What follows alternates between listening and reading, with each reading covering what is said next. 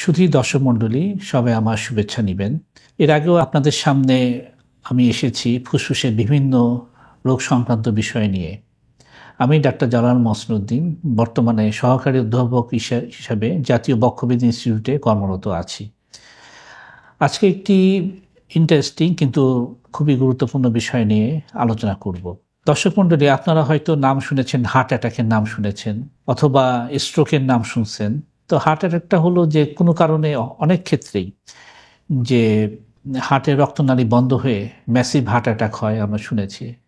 আবার অনেক ক্ষেত্রে ব্রেনের রক্তনালী বন্ধ হয়ে স্ট্রোক হয়। তো ফুসফুসের ক্ষেত্রেও কিন্তু এরকম একটি বিষয় রয়েছে। ফুসফুসের রক্তনালী কোনো কারণে বন্ধ হয়ে এই ধরনের রোগে ফুসফুস আক্রান্ত হতে পারে। আমরা সেটা ইংলিশে বলে পালমোনারি ইনফেকশন। এক্ষেত্রে কিন্তু ফুসফুসের বিশেষ অংশে রক্ত চলাচল বন্ধ হয়ে যায় এবং ফুসফুসের এই লক্ষণগুলি বিভিন্নভাবে প্রকাশ পায়। আমরা জানি একটি ফুসফুসের মধ্যে রক্তনালীগুলি জালের মতো ছড়িয়ে থাকে এবং সেখানে ছোট রক্তনালী রয়েছে, বড় রক্তনালী রয়েছে, মাঝারি আকারের রক্তনালী রয়েছে। যদি ছোট রক্তনালী বন্ধ হয় সেক্ষেত্রে ফুসফুসের এক ধরনের লক্ষণ হবে। মাঝারি আকারে বন্ধ হলে লক্ষণটা আরও বেশিভাবে দেখা দিবে। আবার বড় রক্তনালী বন্ধ হলে অনেক সময় তাৎক্ষণিক মৃত্যুও হতে পারে। সুতরাং হার্ট অ্যাটাকের মতো আমি বলবো পালমোনারি এম্বোলিজম বা ফুসফুস অ্যাটাক এটাও একটি গুরুত্বপূর্ণ বিষয় এবং লাইফ থ্রেটেনিং অর্থাৎ জীবন সংহারী ঘটনা ঘটতে পারে এরকম একটি বিষয়। তো এটা আসলে কাদের হয় এবং এর থেকে কোনো প্রিকশন নেওয়া যায় কিনা সেই বিষয়ে যদি আমরা আলোচনা করি, আমরা জানি যে বয়স্ক অনেক লোক দিনের একটা বিশেষ বা একটা অধিকাংশ সময় শুয়ে বসে কাটিয়ে দেন। তাদের চলাচল কম, অনেকেই আছে একটু বেড রিটেন, বিছানায় শুয়ে থাকেন। এর ফলে যেটা হয়, আমাদের যে প্রত্যহ চলমান রক্তনালী দিয়ে যাওয়া আসা করে এটা ঘনত্ব বেড়ে যায় এবং কোনো কোনো জায়গায় এই ঘনত্ব বেড়ে এটা জমে যেতে পারে। তো এটা বিভিন্ন রোগাক্রান্ত রোগীর ক্ষেত্রেও হয়। ধরেন কারো কোমরে ফ্র্যাকচার হলো, কারো পেটে অপারেশন হলো, অপারেশনের কারণে দীর্ঘদিন শুয়ে থাকতে হলো, নড়াচড়া কম। তাদের ক্ষেত্রে যেটা হয়, আমাদের শরীরের নিচের অংশে বা বড় বড় রক্তনালীতে এই রক্তগুলি জমাট বেঁধে ক্লট আকারে থাকে। অনেক সময় এই ক্লটগুলি এই রক্তনালী বাহিত হয়ে হার্টে আসে, এরপরে ফুসফুসে যেহেতু ফুসফুসে একটা জালের মতো রক্তনালীগুলো বিস্তার করে থাকে, সেই ফুসফুসে যে আটকে যায়। তো দেখা যায় এক্ষেত্রে হঠাৎ করে বুকে ব্যথা হয়। সেটা হার্টের ব্যথার মতো না, যে কোনো ডান দিকে অথবা বাম দিকে, যেহেতু ডান বামে আমাদের দুইটা ফুসফুস রয়েছে, এখানে ফুসফুসের রক্তনালী বন্ধ হয়ে এই ধরনের হঠাৎ করে ব্যথা হয়ে থাকতে পারে। তো এখানে সেজন্য আমি বলবো যে কোনো সময় যদি আপনারা লক্ষ্য করেন একজন মধ্যবয়সী থেকে শুরু করে বয়স্ক লোক, তাদের একটা পা ফুলে গেছে এবং এই ফোলাটা কমছে না এবং ফোলার মধ্যে যদি আমরা চাপও দিয়ে অনেক সময় দেখা যায় যে এগুলো দেবে যায় না। তো সেসব ক্ষেত্রে অর্থাৎ আমি বলতে চাচ্ছি যে যদি এক পায়ে এরকম যদি ফোলা অবস্থা থাকে, তখন মনে করতে হবে সেখানে হয়তো রক্ত জমাট বেঁধে রক্ত প্রবাহ হ্যাম্পার হচ্ছে, যার ফলে এখানে পাটা ফুলে গেছে। এই ধরনের পা থেকে এই জমাট বাঁধা রক্ত ছুটে যেয়ে আপনার ফুসফুসে আটকিয়ে থেকে এই ধরনের পালমোনারি এম্বোলিজম বা ফুসফুসের অ্যাটাক হতে পারে। তো সেক্ষেত্রে আমরা এই যে যাদের এই ধরনের রোগ থাকে, মানে ক্রনিক রোগ অর্থাৎ যেরকম ধরেন সিওপিডি, যে কোনো ধরনের ক্যান্সার অথবা চলৎশক্তিহীন অবস্থায় রোগী দীর্ঘদিন শুয়ে বসে আছে, এই ধরনের রোগীর একটা টেন্ডেন্সি থাকে আমাদের শরীরের নিচের অংশে রক্ত জমাট বেঁধে যাওয়ার এবং এই রক্ত পরবর্তীতে ছুটে যেয়ে আমাদের ফুসফুসকে আক্রান্ত করতে পারে। তো ফুসফুসে যদি দেখা যায় যে ছোট ছোট রক্তনালীগুলি বন্ধ হচ্ছে, সেটা তাৎক্ষণিকভাবে বোঝা যায় না। এই ছোট ছোট রক্তনালীগুলি বন্ধ হতে হতে যেটা হয়, ফুসফুসের রক্তনালীর প্রেশারটা বেড়ে যায়। আমরা যেটাকে বলি পালমোনারি হাইপারটেনশন। এই রক্তনালী প্রেশার বেড়ে গেলে রোগী কমপ্লেন করে যে তার হাঁটলে হয়রান লাগে অথবা দেখা যায় যে বুক ধড়ফড় করে এবং অনেক ক্ষেত্রে যেটা হয় যে তাদের হার্ট ফেলিউর হয়ে হাতে পায়ে পানি চলে আসে বা সারা শরীরে অনেক ক্ষেত্রে পানি চলে আসে। এটা হলো ছোট ছোট রক্তনালী বন্ধ হলে।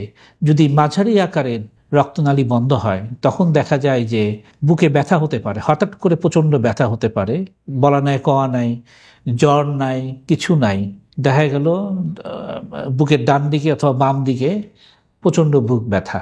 এটা কিন্তু অনেক ক্ষেত্রেই এই পালমোনারি এম্বোলিজম বা ফুসফুসের রক্তনালী বন্ধ হয়ে ফুসফুস অ্যাটাক হতে পারে। এই ক্ষেত্রে রুগী যেটা বলে প্রচণ্ড বুকে ব্যথা, শ্বাস নিলে বুকে ব্যথা পান, এবং দেখা যায় যে রুগীর কাশি হয় এবং কাশির সাথে অনেক ক্ষেত্রেই রক্ত আসে।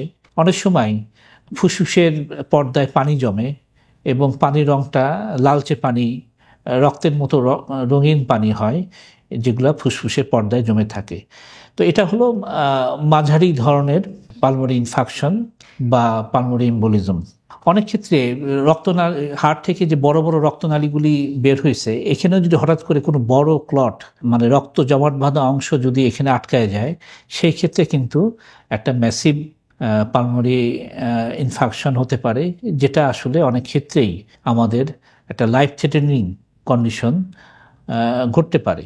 আমরা তো বললাম যে হ্যাঁ, রক্ত জমাট বেঁধে এই ধরনের সমস্যাগুলা বিভিন্ন ঘটনা ঘটতে পারে, কিন্তু রক্ত ছাড়াও কিছু কিছু জিনিস, যেরকম প্রেগনেন্ট মহিলাদের ক্ষেত্রে গর্ভস্থ পানি, আমরা যেটাকে অ্যামনিওটিক ফ্লুইড বলি, সেটা এম্বোলিজম হতে পারে। অনেক সময় বড় ধরনের ক্রাশ ইনজুরি হলে, হাড়টি ভেঙে গেলে সেখান থেকে যে বোন ম্যারো আছে, এটা রক্তের সাথে ভেসে ভেসে যে ফুসফুসে আটকে যেতে পারে, দিয়ে পালমোনারি ইনফেকশন হতে পারে।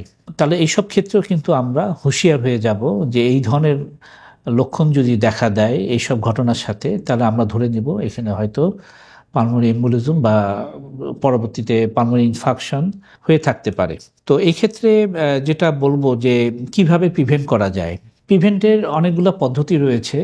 যেসব রোগী বিভিন্ন ক্রনিক ডিজিজে ভুগছেন, যেরকম সিওপিডি অথবা ইন্টারস্টিশিয়াল লাং ডিজিজ অথবা অন্য কোনো কারণে বিভিন্ন রকম ক্যান্সারে ভুগতেছেন, তাদের আমরা চেষ্টা করব তারা যেন মোবাইল থাকে, রোগী যেন হাঁটাচলা করে, সারাদিন শুয়ে বসে না থাকে, তারা যেন কিছুটা এক্সারসাইজ করে। এছাড়াও ডাক্তাররা কিছু ওষুধ দেন যাতে এই সব রক্ত জমাট বেঁধে ওই সব রক্তনালীতে জমা না হয়। সেই ধরনের ওষুধও কিন্তু আমরা ডাক্তারের পরামর্শ মতো খেতে পারি। এছাড়া তার এই ধরনের রক্ত জমাট বাঁধার টেন্ডেন্সি আছে কি না, সেই জন্য আমরা অনেক সময় ডি ডাইমার জাতীয় রক্ত পরীক্ষা করি। ওটা যদি মান খুব বেশি হয় তখন আমরা অনেক সময় ধরে নিই যে তার এরকম রক্ত জমাট বেঁধে থাকতে পারে, যেটা পরবর্তীতে ছুটে যে ফুসফুসে আটকে যে পালমোনারি ইনফেকশন বা ফুসফুস অ্যাটাক হতে পারে। তো এইভাবে কিন্তু আমরা এই প্রিভেনশনের দিকে যেতে পারি। আর পালমোনারি ইনফেকশন সবসময় একটা মেডিকেল ইমার্জেন্সি। এটা এই ধরনের ঘটনা যদি আপনি সন্দেহ করেন, আসলে তাৎক্ষণিক আপনার হসপিটালে চলে আসাটা ভালো হবে পুনরায় ম্যানেজমেন্টের জন্য, এবং পরবর্তীতে যাতে এরকম না হয় সেই ব্যবস্থা নিতে হবে ডাক্তারের পরামর্শ মতো। এই ছিল আসলে ম্যানেজমেন্ট এবং ইসের কথা আর কি, প্রিভেনশনের কথা।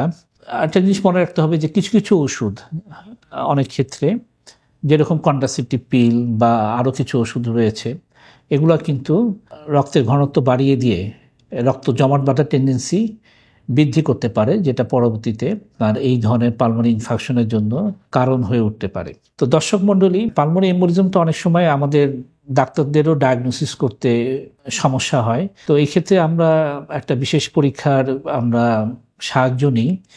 আমরা সিটি পালমোনারি এনজিওগ্রাম করি, যেরকম হার্টের এনজিওগ্রাম করা হয়। তো সিটি স্ক্যানের সাহায্য নিয়ে আমরা কিন্তু পালমোনারি এনজিওগ্রাম করে দেখি যে কোথায় এই ধরনের সমস্যাগুলি রয়েছে, এবং সেই হিসাবে আমরা ওষুধপত্র দিই। কিছু কিছু বিশেষ রেয়ার ক্ষেত্রে, বিরল ক্ষেত্রে অপারেশনের প্রয়োজন হয়ে থাকতে পারে। তো দর্শক মণ্ডলী, যদি কোনো বিশেষ রোগে আক্রান্ত হন, আমরা চাবো যে আপনি মুভমেন্টের মধ্যে থাকেন, এক্সারসাইজের মধ্যে থাকেন, এবং এই পালমোনারি এম্বোলিজম যাতে না হয় সেই দিকে নজর রাখেন। তো আজকে আমরা এখানেই শেষ করছি।